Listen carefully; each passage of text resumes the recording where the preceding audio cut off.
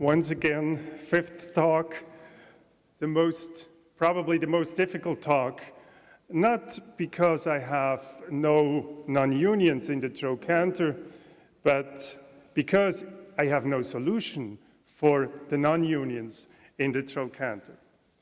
In fact, what is important when we have no real solution for something, we have to prevent what's going on so that we look to prevent to have a non-union in the trochanter. Number one is, I think for primary total hips, it's a question what kind of implants and what kind of approach you are using. So we, in our hands, with the implants we use in primaries, we have almost never, I think for years, we have no fracture in the greater trochanter.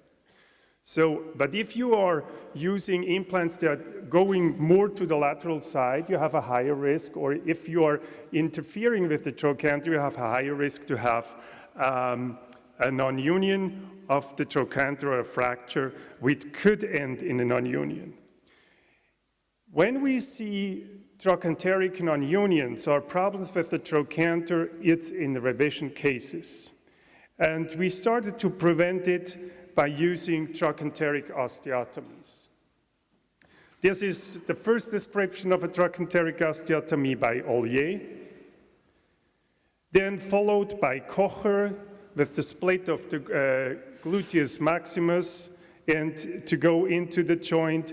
And I think this was the jointly approach for arthroplasty. And you see here, these trochanteric osteotomies are all done by not taking into account the other side of the insertion of the trochanter, means the vastus lateralis. So it was Vidal who came up with the so-called digastric osteotomy, meaning that you have on one side the gluteus medius, and on the other side the vastus lateralis. So you have two muscles pulling in slightly different directions, meaning that you have a much more stable bony fragment to refix, and even if it is not refixed, it has some stability, it has some tension over the proximal femur. There have been several adaptations. So the Courbier in '91 presented this kind of angle, which I do not completely understand, but there is a little bit more rotational stability, unquestionably, because you have two planes in which this osteotomy has been done. This is another, these are other pictures from the same publication. Then Ganz came up with the trochanteric flip osteotomy. In fact, it is almost the same as the Vidal osteotomy published in 1997. The nice thing with the flip osteotomy is that it can be expanded.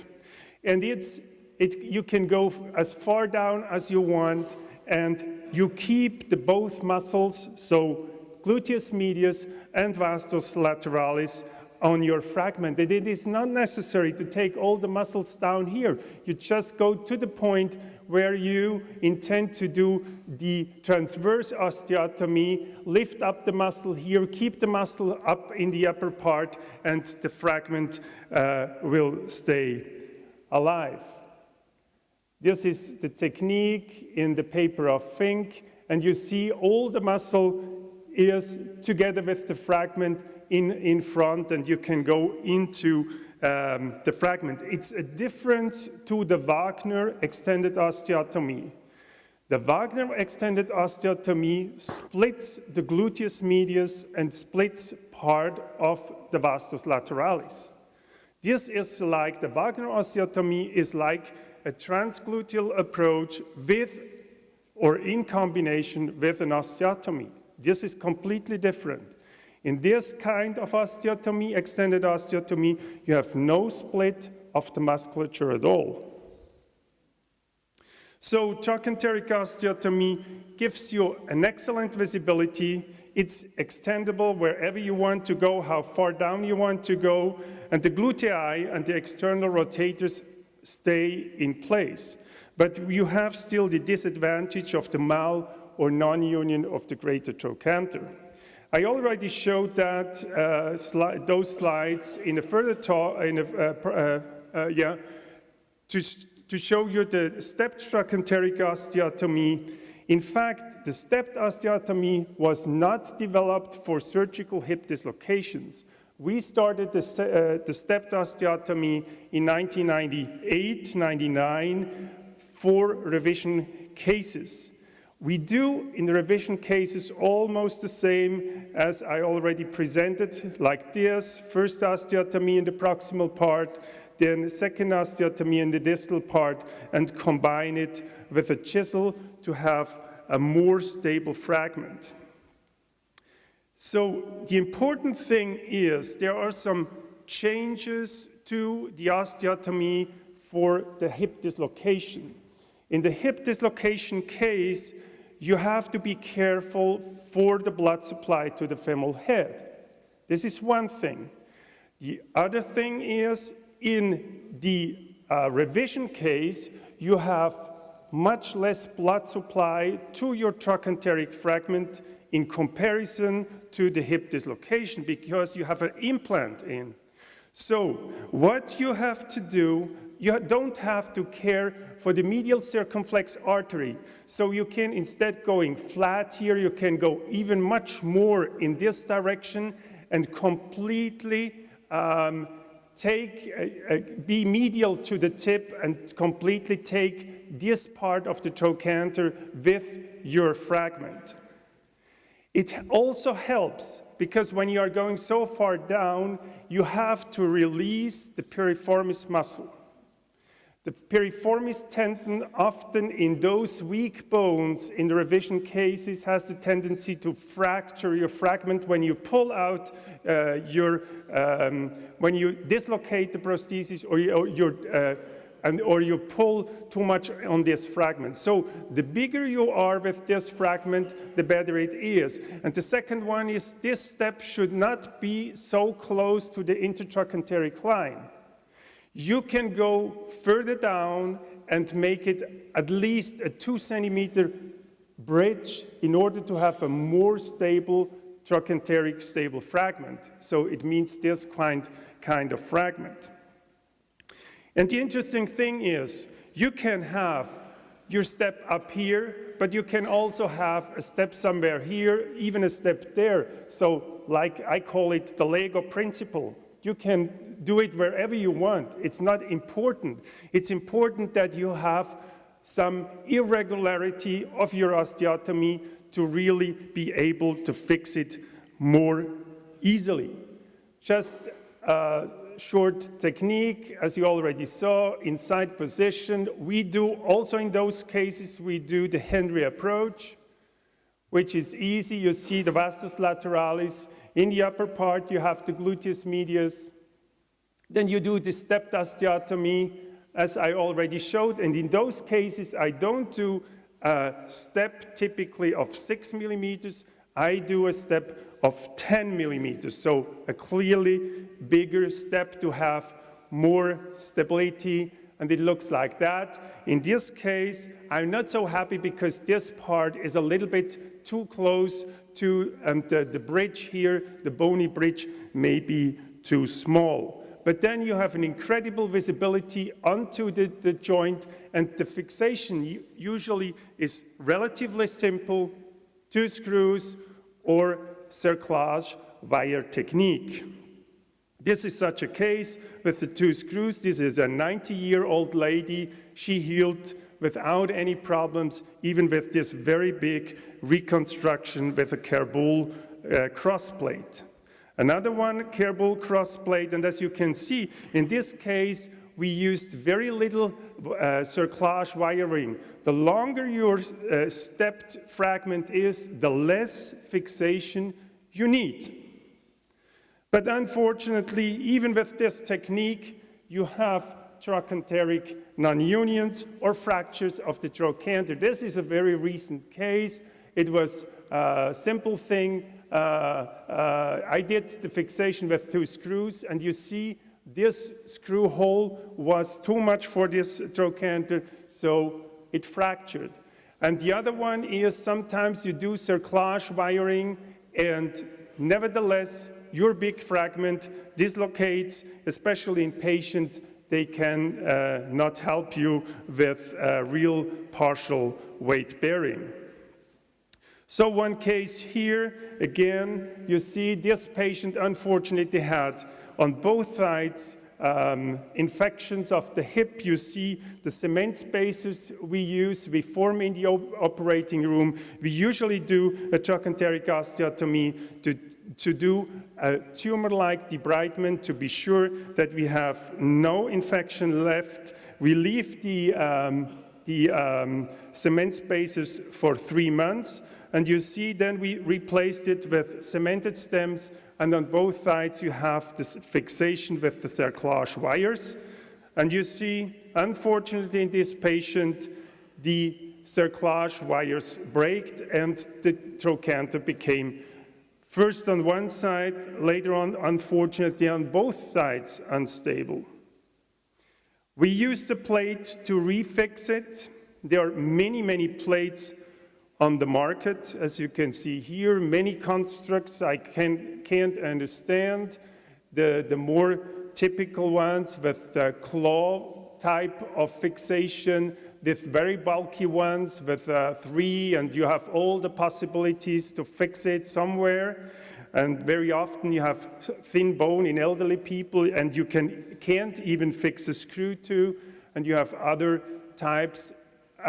And this is the one we used in this patient, this proximal femoral plate, that has the disadvantage that this screw hole is incredibly big and it almost destroys your trochanter.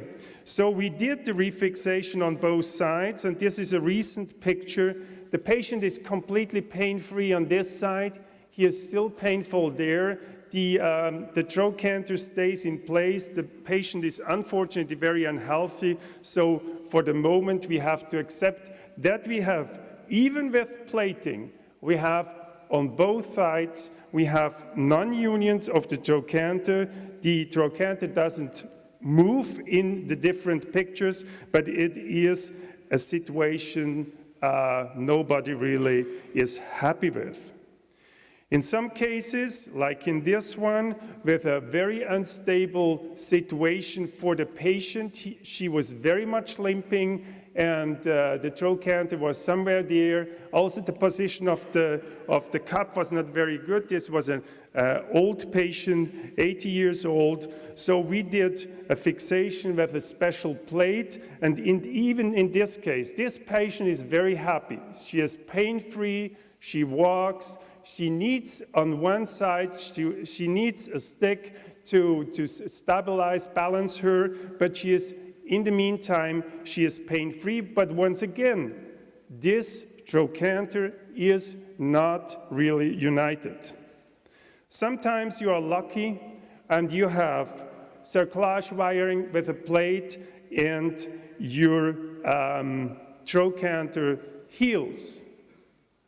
So what I still think is one of the best papers, and there are very few papers dealing really with non-unions, is this one from Hamadouche from Paris. It's in fact the technique of Kerboul, not Marcel Kerboul, but his father, to refix the trochanter, in addition probably, or in many cases with a plate. And this is the technique we use in those cases.